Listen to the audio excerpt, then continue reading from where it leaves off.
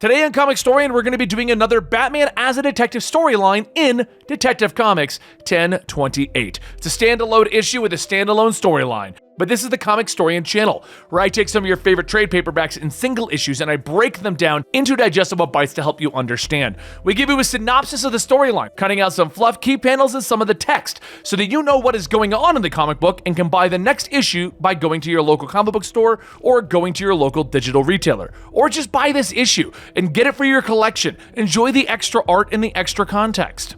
All alterations to the panels, text, and images are to prevent copyright problems, and all art is owned by its respective companies. This is another one of the Detective Comics standalone issues, so this is issue 1028, so 1028, and I hope you guys enjoy.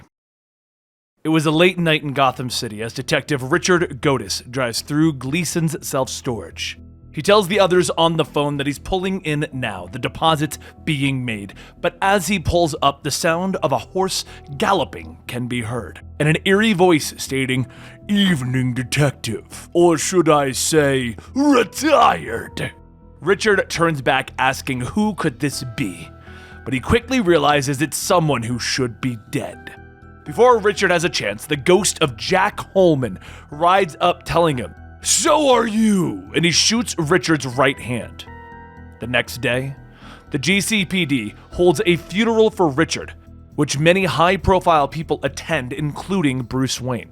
Bruce begins to look around, trying to piece things together. Bruce had an open file on Rich since he was a beat cop, always in the know, always on the edges of big busts with big cash drops that drug lords later claimed were skimmed. Godis had a talent for flying under the radar, but now he's dead, and his killer is still on the loose. With this many high-profile attendees, something tells Bruce that Godis' death is only the beginning of something bigger. He begins to listen in on conversations with his earpiece when he catches some detectives telling Commissioner Bullock that they appreciate him for his discretion. Bullock says that he only did this for the kids and the department. No need to make it a freak show.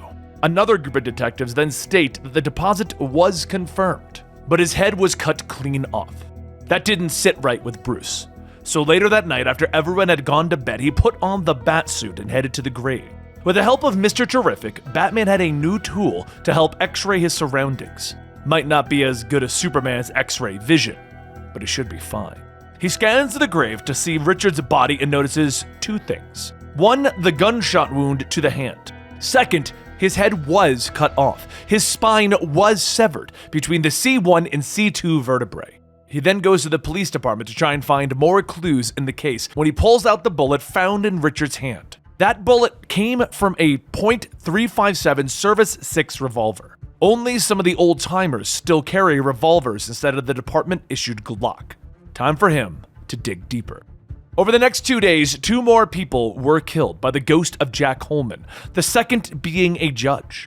Batman goes over to the scene of Hurwitz's murder, looking at the missing floorboard, stating that his living situation seems to have dramatically changed. He's told of Hurwitz's divorce a year ago, and Bullock tells Batman that he catches flack every time that there is a bat trampling over his crime scenes. He needs to get out of here. Batman gets up telling him, "The time for hiding is past.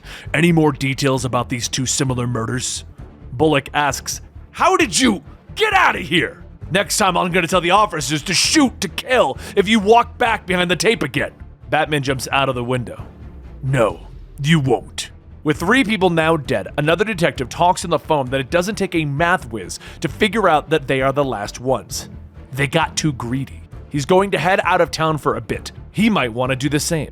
The detective then gets on his motorcycle leaving, but while taking some of the back roads, he hears the clopping of a galloping horse. He looks back to see Jack. "You!" But as Jack swings his sword, the man's head falls off, and Jack tells him, "Us." Later, the man the detective was talking to grills some burgers for his family when he gets a call. Startled by his phone vibrating, he spins around with his gun. When no one is there, he grabs the phone answering. Jack tells him that he will soon get word that one of his musketeers had a motorcycle accident, which is why he hasn't been answering. Come to the GCPD mounted unit stables in an hour. Bring the DAT tapes. The detective tells him that he doesn't have them, but Jack tells him, "Nice family. Don't let the burgers overcook." As the hour passes, the detective quietly walks into the stables where Jack is pointing a gun, telling him, punctual, one admirable trait for a worthless human being. The detective says that he can't be Jack, so if he's going to die, just who the hell is he? Jack tells him his name is Stephen Holman, Jack's son. His dad discovered 4 trusted officials were at the top of a dirty machine stealing and selling drugs after putting the screws into one of Gotham's biggest drug lords. Internal Affairs scooped his dad from the mounted unit and had him get closer. Make them all believe that he was their hatchet man while wearing a wire. But they had an Internal Affairs officer on payroll, and his dad was ratted out. They forced him to turn over the tapes and kill himself. On top of that, they planted drugs on him and a suicide note to make sure he looked like a dirty cop. The detective says that he knows. He was the one who wrote the story. And the shotgun? Steven says, no quick, clean stroke for you. I'm going to use the same 12 gauge that you put into my dad's hands to blow off his own head. But not before he steps over, putting the tapes into the saddlebag. As the detective does as he's told, Steven takes the tape, playing it to hear his father's voice. And the detective says, look, I can disappear. No one will know where I am, But Steven stops him, picking up the shotgun. But up in the rafters, Batman has heard enough, throwing batarangs into Steven's arm. The detective jumps for the shotgun, but Batman tells him, don't you touch it! The detective still goes for it, so Batman lets loose several tasers, knocking the man out. Steven begins to run away, but Batman gets up on one of the horses, quickly chasing after him. Batman yells for him to stop, but Steven says that he won't stop until his father's name is clear.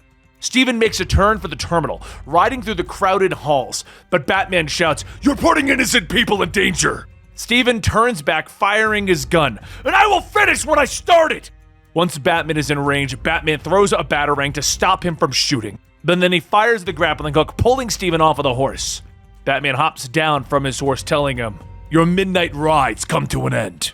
Steven looks up, begging him, vet the tapes. Make sure the city learns that his dad was a hero, not a dirty cop. And Batman tells him, your father's story was tragic, but he was willing to do the right thing even if people didn't know it. The lives you took, you dishonored his legacy. So the next morning, Bruce waits for his coffee to be made as he reads the paper, and then he hears news over his tablet. He looks up to see Mayor Nakano announce to the people of Gotham that he wishes to rid the city of the masked and dangerous once and for all, and for him to do that, to save the city that they all love, he will wear the mask of a mayor to do it. And there you have it, another story from the Detective Comics run. Now, as I stated at the beginning, a lot of these are pretty much standalone. They're great storylines involving Batman just doing detective work, and that's what I love about this Detective Comics run. Make sure you subscribe to the channel right here at Comicstorian, where we bring you 5 to 7 comic book themed videos telling you the lore, telling you what's going on in the world of comics, or just filling you in on information you need. My name is Benny, this is Comicstorian, and we'll see you next time right here.